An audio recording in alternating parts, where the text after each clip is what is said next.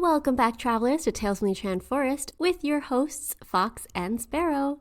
Well, today it'll just be me, as Sparrow is still out collecting tales for the new year. So the inspiration for today's tale comes from the fact that it is freezing outside. Today's story is King Frost and the Snow Maiden, and as I tell you this tale, you might find it sounds like a hodgepodge of every other fairy tale type out there. We have a mother that will make stepmothers like Lady Amarantha in the upcoming season of Bridgerton seem tame. Kind and unkind girls, we got those. A benevolent entity that rewards the kind girl and then sets a trap for the unkind girl, we have that too. This tale falls under ATU Index 480, the kind and unkind girls, of which Toads and Diamonds might be one of the most famous tales. Usually in this trope, the unkind girl is the stepmother's real daughter, while the kind girl is the stepdaughter, who is mistreated for being beautiful and kind despite the wickedness of her stepfamily. And you might be asking, well, where's her dad? Usually somewhere off being useless. However, I am a little bored of the evil step-parent trope, so when I found Edith Martha Almedingen's retelling of Russian folktales based on the works of Aleksandr Nikolaevich Afanasev, I knew it was the one I wanted to tell. So, let us keep Jack Frost from nipping at our noses and settle in for our story.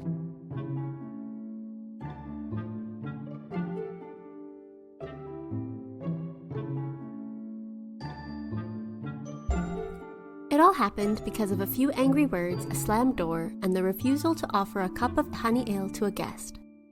A very long time ago, a timber merchant and his wife had a long-awaited baby, a firstborn daughter.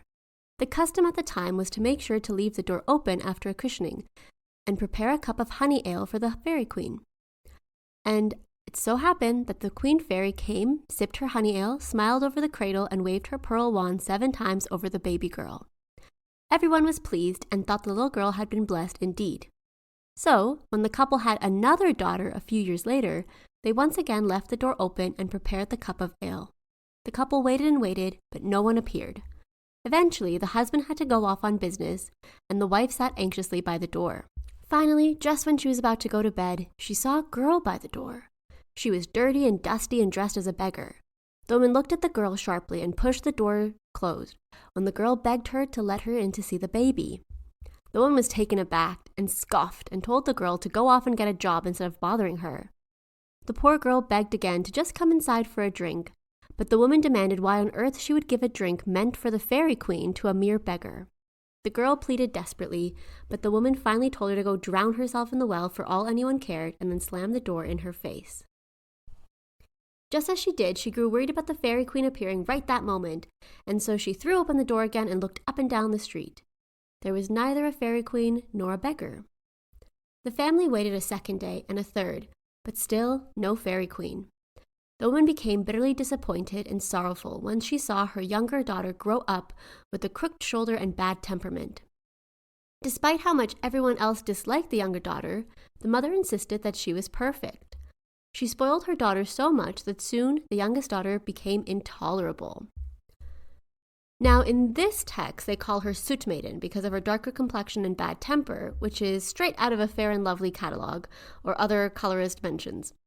In other texts, the 2 daughters are different in temperament or even stepsisters, and color and their skin color isn't really mentioned, so I don't think we'll be referring to her as Soot Maiden in this text. However, as much as the woman loved her younger daughter, she grew to dislike her eldest daughter. The elder daughter baked the most delicious bread, and her mother would claim it was stale. The elder daughter would embroider the most intricate towels, and her mother would claim that they could be used to clean the scullery. Nothing she did was ever good enough. The timber merchant was a classic absentee father and agreed with whatever his wife said. Even if she said that salt was sweet, he would agree. Things went from bad to worse until eventually the elder daughter was living a wretched life. One day, the younger daughter announced that it made no sense for her sister to sit with them and should have her meals in the kitchen instead. And why would they waste leather shoes on her? The mother replied that her darling daughter was so clever and what a great idea it was. But no matter how much cruelty, anger, bitterness the elder daughter was met with, she never soured or complained. Nothing, not being underfed, overworked, poorly dressed, and mistreated, could make her give up her sweet smile. All the while, her mother's bitterness only grew and grew until one day she could not take it any longer. She declared that she did not want to spend another suffocating moment living under the same roof as her elder daughter. Her dear, precious youngest would never find a husband with her elder sister lurking around. Yes, it seemed the only right thing to do was for her husband to secure the sleigh and drive the girl all the way up north to a field and leave her there for King Frost. For the first time in probably his entire life, the husband did pause at this. Making his daughter no better than a servant was one thing, but condemning her to death via freezing was a bit much. His wife noticed his hesitation and scoffed that nothing would happen to the girl. She had been blessed by the Fairy Queen after all, so the Fairy Queen will protect her. Why should they waste their time when it was now the Fairy Queen's problem? Privately, the woman did not care either way, but wanted to make sure her husband would get rid of their eldest once and for all. Finally, the man did as he was told, and readied the sleigh before telling their daughter to put on a shawl and come with him. Her eyes glittered as she asked if they were going for a drive together. Ashamed, he did not answer and could not look at her, not even when he left her behind in the field. Back at home, the mother and youngest sat around a fire. They cackled and ate gingerbread as they chatted away. The youngest daughter laughed as she thought of King Frost killing her beautiful elder sister. Then she turned around and demanded her mother buy her a red silk dress and a pair of turquoise earrings to go with it. Of course, the mother agreed, and the two spent the night enjoying themselves. The timberman returned and said nothing at all to them. Meanwhile, the poor snow maiden was huddled all alone in the empty field. She was shaking and terrified as she wondered how long it would take for her feet to freeze, and then the rest of her. Not long after, King Frost came wandering by and caught sight of her, and he came over with his glittering crown and snow mantle. He had every intention of killing her, but when he greeted her, she looked at him so sweetly and said that every green thing has its season and every soul has its span. And she said it so nicely that it touched his heart. King Frost touched his beard and then disappeared into the woods. A little while later, he returned with the great cloak. He asked her what she had to say now, and she greeted him again as warmly as before. "Are you not feeling the cold?" he asked her. "Oh yes," she replied, "but it's winter, and you are the King Frost. Why should I quarrel with the cold when it can't be helped?" King Frost chuckled and laid the coat over her shoulders. She thanked him, and if he were a man and not made of snow and ice, he would have melted. He asked if she had a cloak like this one before, and she replied that the fur was too expensive. He regarded her softly and asked if she was poor, but she refuted and said that she was not poor. When there was extra salt, she used it in her broth, but even when there wasn't any, she was content. King Frost looked troubled and left. A fierce storm followed in his wake, and the snow maiden was glad to have something to cover herself up with.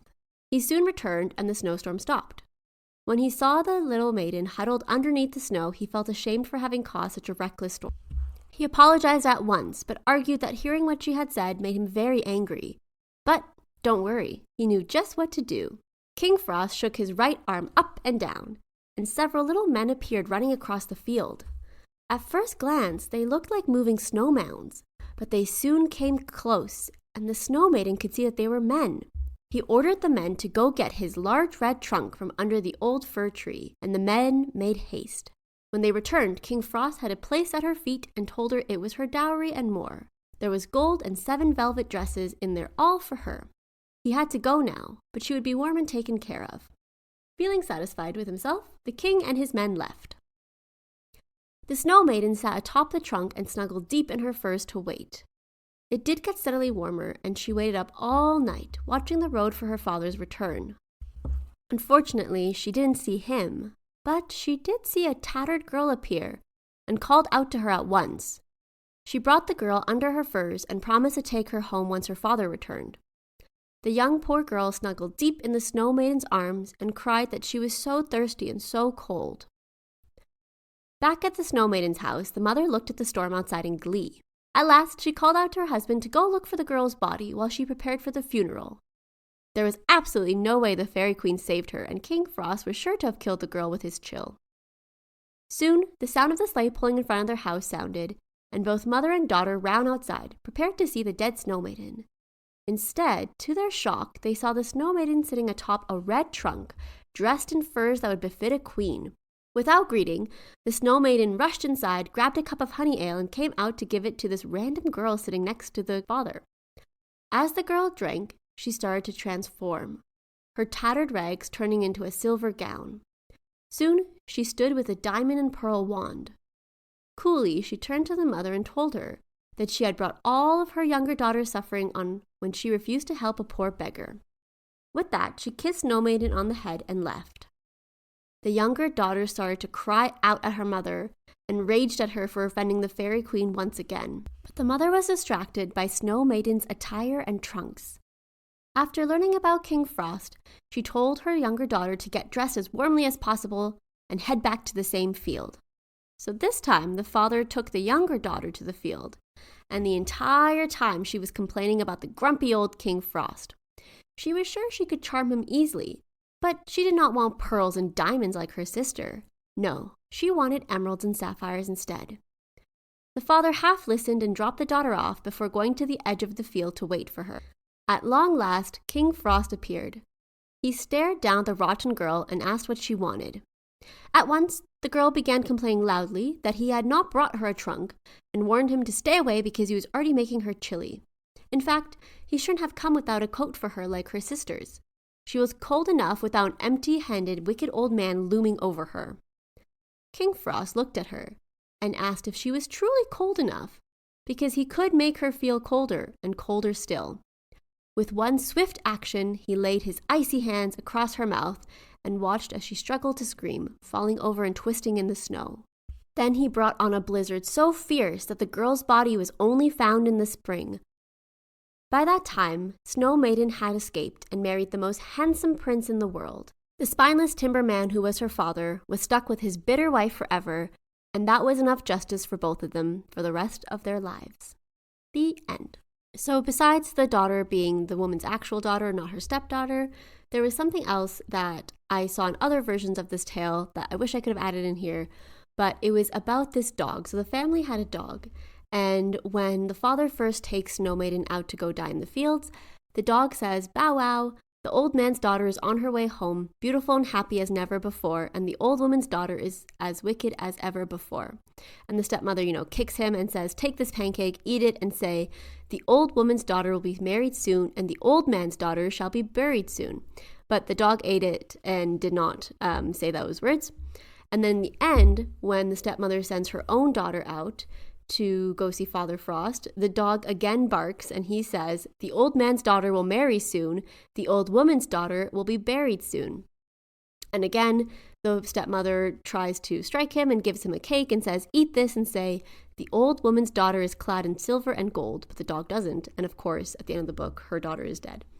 So that's one thing that I would have added into this story, but I don't really think it added much. It was just a fun little tidbit of this prophecy-speaking dog. There are lots of versions of this tale type. Most of the times, the kind girl is kind despite every challenge that comes her way, and so she gets the one that gets rewarded. So for example, when we talked about Vasilisa the Brave, in one of our very, very, very early episodes, she gets rewarded despite the fact that she is mistreated and the stepmother and the stepdaughter are trying to basically run her out of the house or make her ugly or make her so poor and so destitute that maybe she'll leave on her own. So the moral of the story for the new year is, I guess, be kind, because you never know when Father Frost is going to reward you or punish you. And with that, dear travelers, I hope you all have a great new year, and we will see you soon together. And remember, there's always a place for you in the Enchanted Forest.